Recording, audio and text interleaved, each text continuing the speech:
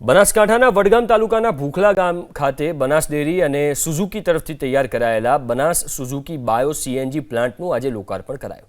ગુજરાત રાજ્યના રાજ્યપાલ આચાર્ય દેવવ્રત અને કૃષિમંત્રી જીતુ વાઘાણીના હસ્તે બાયો સીએનજી પ્લાન્ટનું લોકાર્પણ કરાયું। આ તકે બનાસ ડેરીના ચેરમેન અને વિધાનસભાના અધ્યક્ષ શંકર ચૌધરી પણ હાજર રહ્યા। તો આજના દિવસે રાજ્યપાલનો જન્મદિવસ હોવાથી સ્કૂલના બાળકોને ચોકલેટ, ચીકી અને ચોપડાનું વિતરણ કરાયું।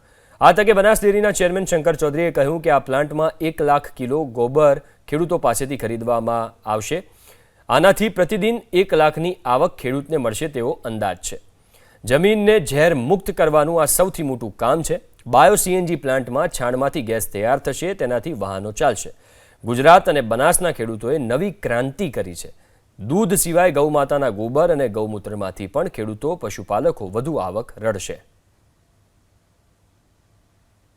આજે વડગામના ભૂખલા ગામે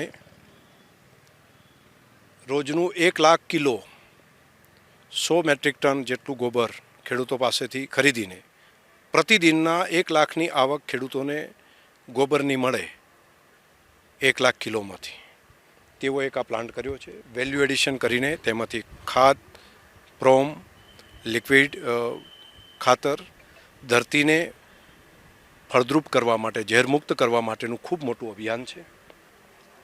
સાથે સાથે સીએનજીને પ્યુરિફિકેશન કરીને બાયો સીએનજી કરી અને અહીંથી જ ગાય ભેંસના છાણના ગેસમાંથી ગાડીઓ ચાલતી થાય તેની જે ક્રાંતિ બનાસે કરી છે। હું ગુજરાતના સૌ લોકોને અભિનંદન આપીશ કે ગુજરાતે એક આ નવી ક્રાંતિ કરી છે, બનાસના ખેડૂતોએ એક આ નવી ક્રાંતિ કરી છે। દૂધની આવક મળતી હતી, હવે દૂધ સિવાય ગોબર અને ગૌમૂત્ર બંનેમાંથી પણ આવક મેળવતા ખેડૂતો થાય તો એની ઇકોનોમી ઘણી વધી શકે અને તેના માટેનું આ મોટું કામ ગૌમૂત્ર અને ગોબર એમાંથી પણ આવક મેળવવા માટેનું ખૂબ મોટું કામ થઈ